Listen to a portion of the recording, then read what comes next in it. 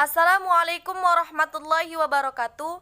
Baiklah, saya Siti Nurhalijah dari Pendidikan Guru Madrasah Ibtidaiyah PGMI 5 semester 4 dengan mata kuliah Pendidikan Kepramukaan dan dengan dosen pengampu Bapak Dr. Usyono MA. Baiklah, di sini saya akan menjelaskan mengenai tema Lambang Gerakan Pramuka. Lambang Gerakan Pramuka adalah tanda pengenal tetap mengkiaskan sifat, keadaan, nilai, dan norma yang dimiliki oleh setiap anggota gerakan pramuka, sekaligus merupakan cita-cita dari setiap anggota gerakan pramuka.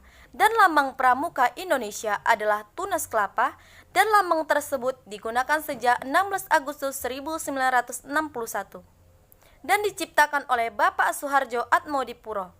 Dan beliau adalah seorang pembina pramuka yang aktif bekerja di lingkungan Departemen Pertanian. Lambang ini diterapkan dengan Surat Keputusan Kuartir Nasional Gerakan Pramuka Nomor 6/KN/72 tahun 1972. Lambang ini dipergunakan pertama kali sejak tanggal 14 Agustus 1961 ketika Presiden Republik Indonesia Insinyur Soekarno menganugerahi Panji Gerakan Pendidikan Kepanduan Nasional Indonesia kepada organisasi pramuka melalui Kepres RI nomor 448 tahun 1961. Kiasan lambang gerakan pramuka. Yang pertama, tunas buah kelapa yang dalam keadaan tumbuh dinamakan cikal, dan istilah cikal bakal di Indonesia dapat diartikan sebagai penduduk asli pertama yang menurunkan generasi baru. Jadi, lambang buah nyiur yang tumbuh itu mengkiaskan bahwa tiap anggota pramuka merupakan inti bagi kelangsungan hidup bangsa Indonesia. Yang kedua, buah kelapa dapat bertahan lama dalam keadaan dan bagaimanapun juga. Jadi, lambang itu mengkiaskan bahwa setiap anggota pramuka adalah seorang yang jasmani dan rohaninya sehat dan kuat, ulet, serta besar tekadnya dalam menghadapi segala tantangan dalam hidup.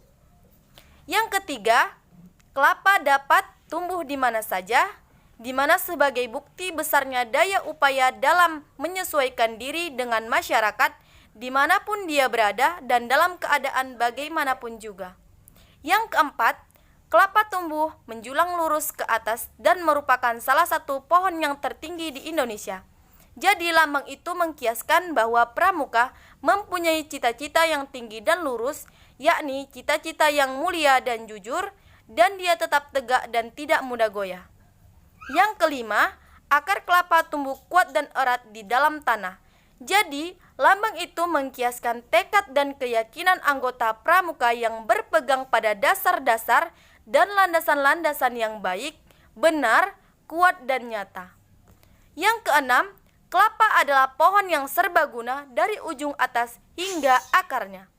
Jadi, lambang itu mengkiaskan bahwa tiap pramuka adalah manusia yang berguna dan membaktikan diri dan kegunaannya kepada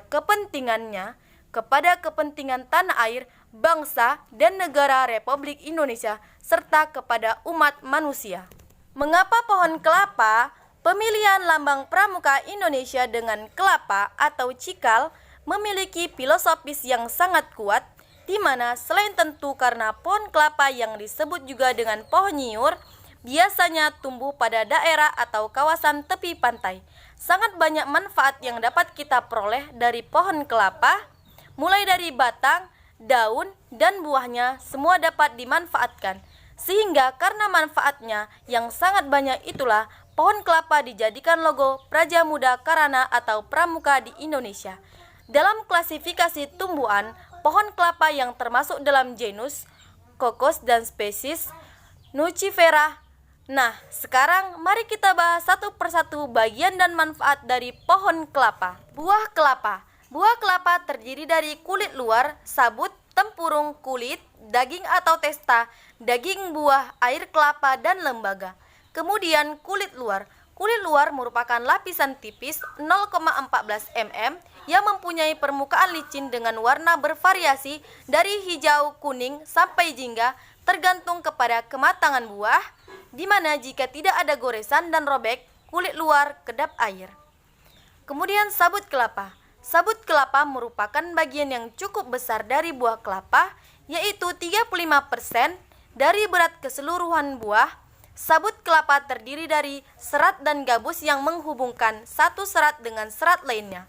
Serat adalah bagian yang berharga dari sabut.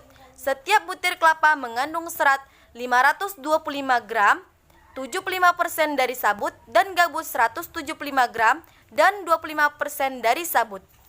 Kemudian tempurung. Tempurung merupakan lapisan keras yang terdiri dari lignin, selulos, mektoksil, dan berbagai mineral. Kandungan bahan-bahan tersebut beragam sesuai dengan jenis kelapanya. Struktur yang keras disebabkan oleh silikat atau CiO2 yang cukup tinggi kadarnya pada tempurung. Berat tempurung sekitar 15-19% dari berat keseluruhan buah kelapa. Selanjutnya, kulit daging buah. Kulit daging buah adalah lapisan tipis coklat pada bagian terluar dari daging buah. Selanjutnya, daging buah. Daging buah merupakan lapisan tebal 8-15 mm berwarna putih. Bagian ini mengandung berbagai zat gizi. Kandungan gizi tersebut beragam sesuai dengan tingkat kematangan buah. Selanjutnya, air kelapa. Air kelapa mengandung sedikit karbohidrat, protein, lemak, dan beberapa mineral. Kandungan zat gizi ini tergantung kepada umur buah. Air kelapa dapat digunakan sebagai media pertumbuhan mikroba, misalnya Acetobacter cyclinum untuk produksi nata de coco. Kemudian, komoditi yang dihasilkan pohon kelapa. Yang pertama, batang dapat dijadikan bangunan, mebel, jembatan darurat, kerangka, perahu, dan kayu bakar. Daun sering digunakan untuk hiasan atau janur, sarang ketupat, dan atap rumah. Lidi dijadikan barang anyaman dan sapu lidi. Kemudian nira dijadikan atau digunakan untuk gula kelapa dan bisa juga dikemas menjadi minuman ringan. Kemudian buahnya, banyak dari bagian buah merupakan bahan yang bermanfaat. Sabut kelapa telah dibuang gabusnya merupakan serta alami yang berharga mahal untuk pelapis jok dan kursi, serta untuk pembuatan tali.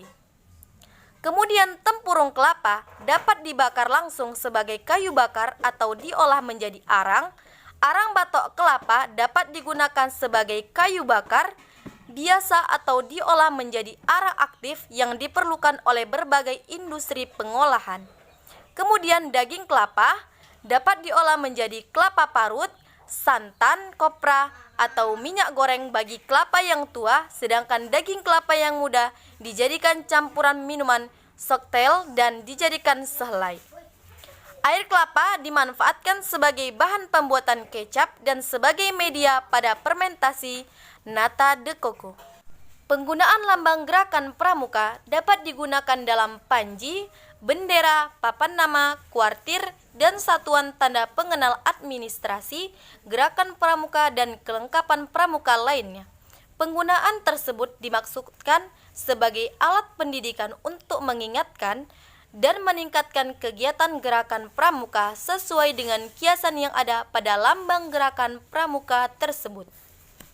Mungkin itu saja yang dapat saya sampaikan dan saya jelaskan mengenai materi lambang gerakan pramuka tadi. Lebih dan kurang saya mohon maaf, kepada Allah saya mohon ampun. Wabillahi taufiq wal hidayah. Wassalamualaikum warahmatullahi wabarakatuh.